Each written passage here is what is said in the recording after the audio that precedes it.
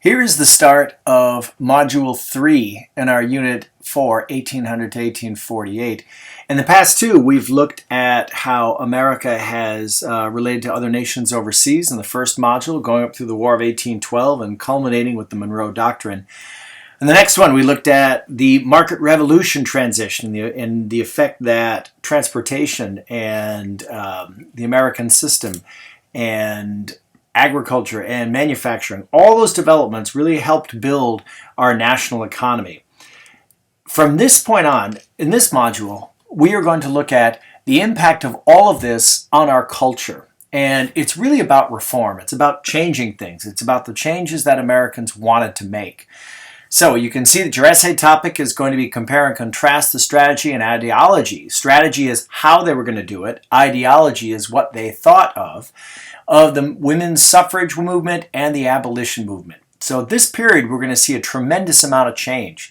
And as you can see from the starter that we would have done, it says, what would you change about America right now? What is it about the historical context that both causes this and makes it easier to do so?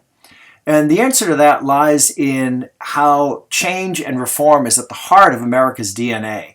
It's found in the phrase, a more perfect union. This is what we are about. We are about constantly striving to get better. Now, whether you agree with the vision of the people in power and what they think is going to be better, that's something different entirely. And in fact, that's going to animate our political decisions back and forth from this point on. But at this point, in this period of time, we are going to look at the impact now of this national economy, this market revolution, and we are going to see how this is going to bring a tidal wave of reform to hit the market. So let's jump on in.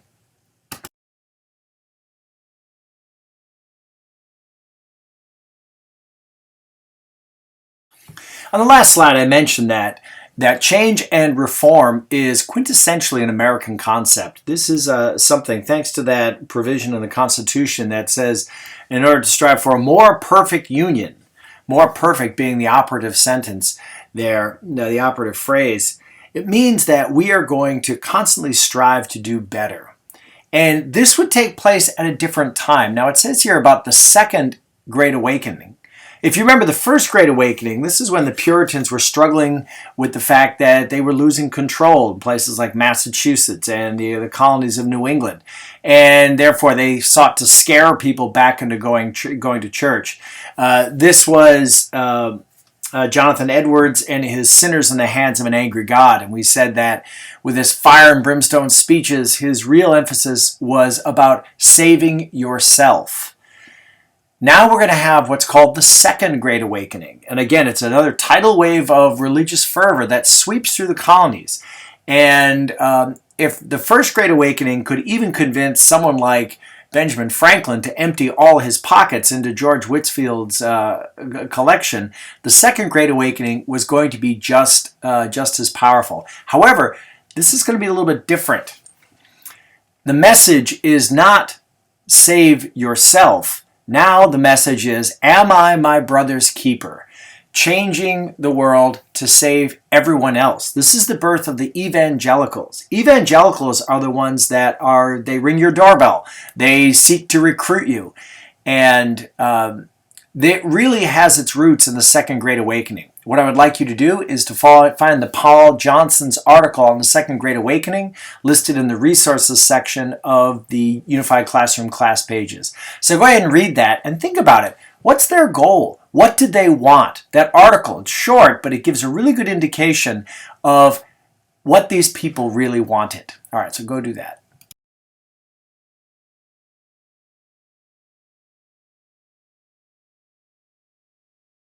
Okay, this slide shows you some of the religious reforms that we're going through, and that it was more of a reconception of what religion meant to people and different forms of religion. We see entirely new religions like Mormonism that spring up. We see transcendentalism that doesn't even really have a church. It's just more a system of belief. And we see the two major practitioners. So this will give you an idea that the changes in the national economy, the changes in work, the changes in our world really coincided with this whole new reconception of religion and of the Almighty and believe whatever you want to believe. People were empowered to come up with their own ideas of what things are. So if you want to look through those.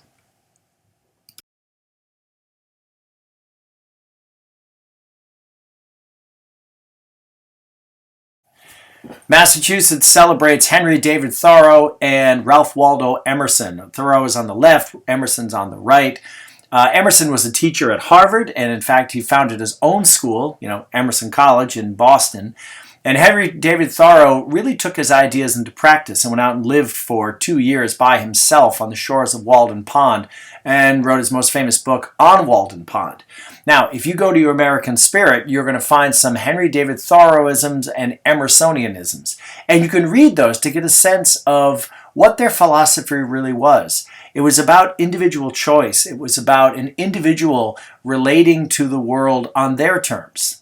The heart of transcendentalism is much like the Quaker belief that everyone has a spark of the divine inside of them, and only by listening to that and following your own original path would you really be in harmony with the rest of the universe. And this has a lot of similarities with the Eastern philosophy of Taoism, the path. Maybe you remember that from ninth grade. Anyways, read through those in the American Spirit, and you'll get a feeling for what Emerson and Thoreau were all about.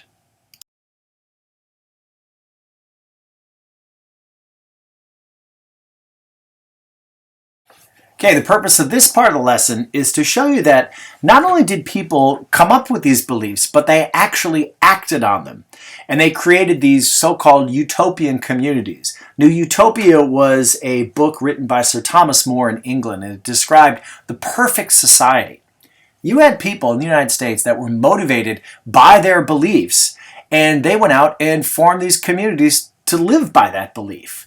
And America certainly had room for them all. So if you go on page 357 of your American Spirit, read several of these. And I want you to pick one. For your assigned reading, describe what the mission of their community was. So in other words, what did they want to do, or what was the point of their speech?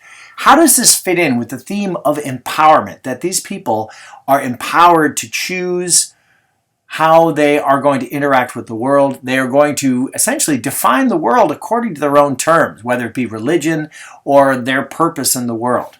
So go ahead and find that in your American Spirit, page 357.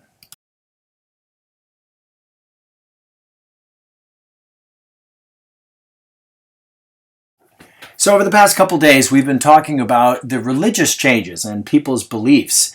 This was not the only thing going on. We also have simultaneously going on an empowerment in terms of politics. And you're probably wondering, what is this picture?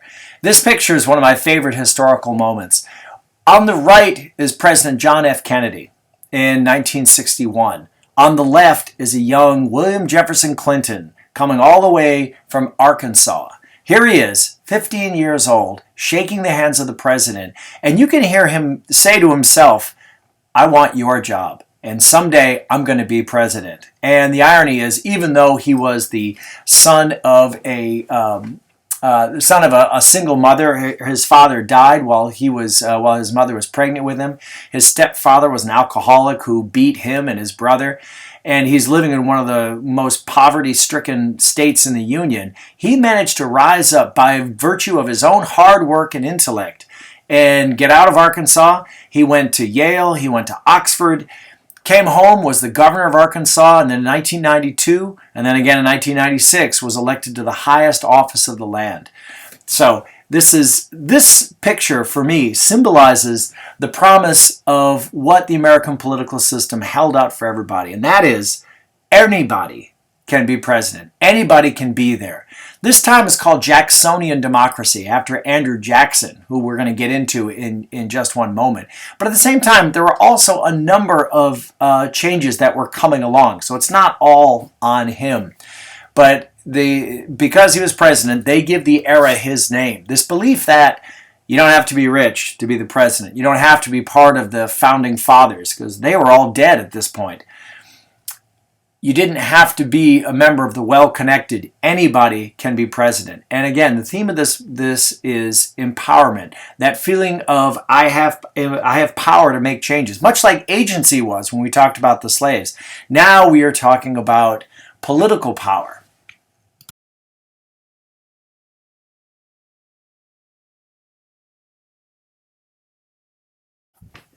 Andrew Jackson becomes the hero of the people because of who he represented during the political times of this period. And he appeared to champion the rights of common people.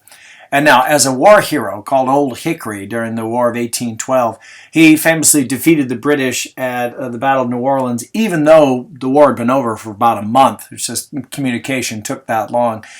Anyways, he goes off and he decides to run for president in 1824 against John Quincy Adams. John Quincy Adams was the son of the second president and was a wealthy lawyer, had been involved in foreign affairs, had lived in Russia for a period.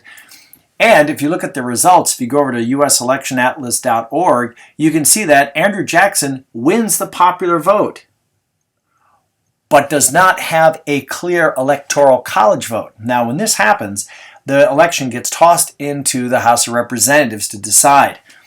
The Speaker of the House was Henry Clay. You remember that guy who was the deviser of the American system. Now, even though it is unproven, there was something called the corrupt bargain. See that in your vocabulary list. The corrupt bargain of 1824. And that was this. John Quincy Adams promised to make Henry Clay the Secretary of State if he would support John Quincy Adams for the presidency. And he did, and Andrew Jackson came out of there feeling ripped off, feeling like he had won the vote. He was the person who best represented the will of the people. But as we know in America, it's the Electoral College who determines what was going to happen. So Jackson would come back in 1828, but by this point, things had changed enough. Things had changed in the political system enough to give more common people, or to give common people more of a vote. So let's go on to the next slide. You can see some of these reforms.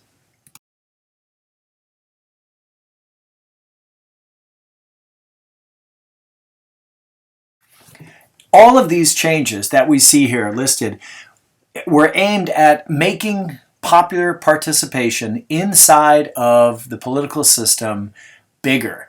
You have, for example, instead of backroom smoky deals, now you've got conventions deciding who is going to be named on the ticket. You have increased suffrage. Now all white men, without property requirements or religion, all white men can vote. So this is actually a pretty expansion of that. Politics also becomes popular now that people have a much clearer right to vote. Politics becomes not just something that aristocrats talk about, but now this is more the sport of everyday people. You hear things that would actually look very familiar by today, whereas they didn't have advertisements in terms of YouTube ads or those pop-up ads that come to your websites or people calling your house. They did have massive rallies. They had parades.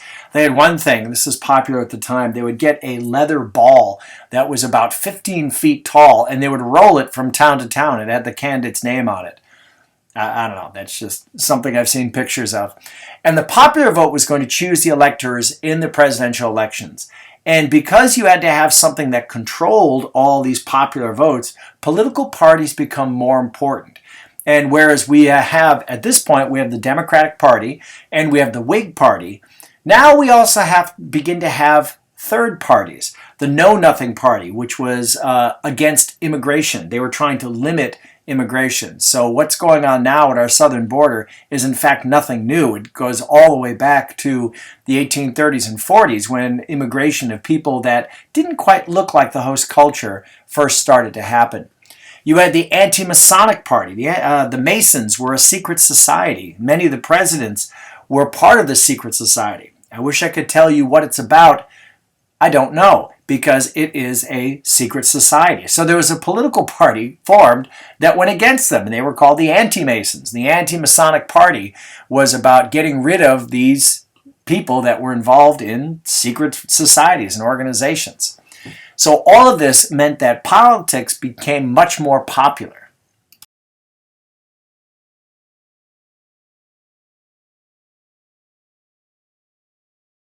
So in 1828, Andrew Jackson is overwhelmingly elected. Now, it is not in doubt. And he comes in, and the people see this as the birth of a new era.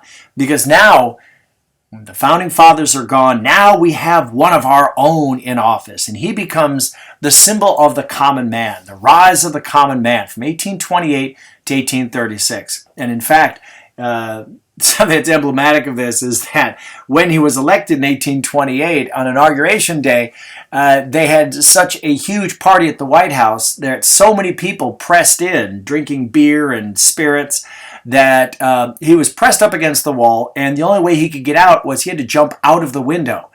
The proper people were aghast at what was happening in their house. The name of the White House officially is the People's House, and nobody was one of the people more than Andrew Jackson. Of course, the irony is this is largely symbolism. His wife owned a huge plantation. They owned hundreds of slaves. He was actually quite well-to-do. But the symbolism was that he was the era of the common man. And he brought into Washington this whole feeling that the common man was now in control. And you can see here, from patronage to economics and to land, he acted always, or he said he was acting always with the idea of the common man at his forefront. So the last one we're going to look at here is the last one on the list, which is land. The Indian Removal Act, passed by Congress, evicts the Cherokee tribes from their land in Georgia, kicks them out, sends them off to the Indian Territory, which is west of the Mississippi. Even though the Supreme Court had decided in their favor, Andrew Jackson famously said, well, if it's their decision, let them enforce it. The Army came down and moved by force the Cherokee tribes from Georgia on a forced march all the way off to Mississippi. And this became known as the Trail of Tears for so many people that had died along the way. You can see the activity here. It says partner work, but you can do it by yourself. You want to read The American Spirit on page 301. What is Jackson's argument? Find a quotation that best represents his argument. Is this consistent with his common man theme? What do you think? Is this beyond the symbolism, or is this something real?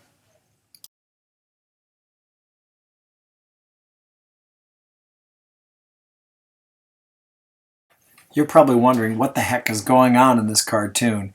All right, let's see if I can explain this.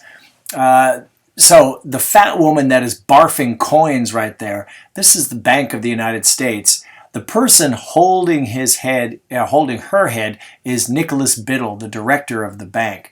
Over on the side, looking in the window, is Andrew Jackson. And there's a commenter out there, and there's an analyst on the side saying, alas, alas, no more fees. The three gentlemen in the middle are politicians, Whig politicians who are concerned about this. This is over the Bank of the United States. Now, if you remember, Alexander Hamilton had proposed the Bank of the United States as a way to spread credit around. Andrew Jackson took it to be something that was only benefiting rich people. He said it wasn't benefiting them at all. And so what he did was he vetoed the charter. So the charter means the permission to have it. Congress has to periodically re-up it with the president, and the president vetoed it. He made it the mark, and it's one of the big things of his presidency. He would tell you that he slew the bank. And here it is. You can see that the bank is throwing up coins. And the guy in the window says, why, General J, I never knew you was a doctor before. And he responds with, no, I'm not. But I've read The American Family Physician and know what kind of a dose to give for a foul stomach. When they killed the bank, it would throw the economy into disarray. But nothing more than this symbolizes Jackson as the champion of the common man, because he was convinced that the bank was not helping common people, that it was all about rich people and foreigners, and that by killing the bank he could save common people.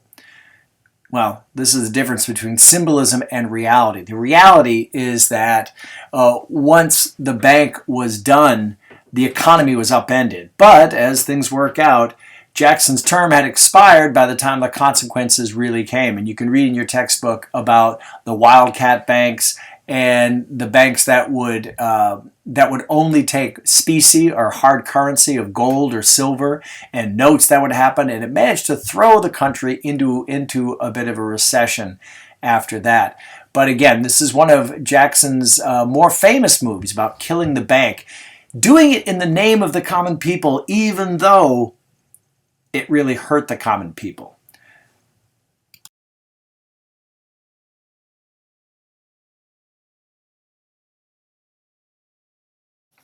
So as we've read about Jackson during this time, our last bit is to evaluate him. Does he really deserve the title of Defender of the Common Man? What I want you to do is consider what he accomplished. What did he get done in his 8 years as president? What were his intentions were, and what his legacy is. And there's an interesting movement here to replace Andrew Jackson, much for his treatment of the Native Americans or anybody else, but to replace Andrew Jackson with Harriet Tubman. What do you think about that? Is Harriet Tubman an appropriate replacement for Andrew Jackson, the man who gave his name to this period of the empowerment and agency of the common people?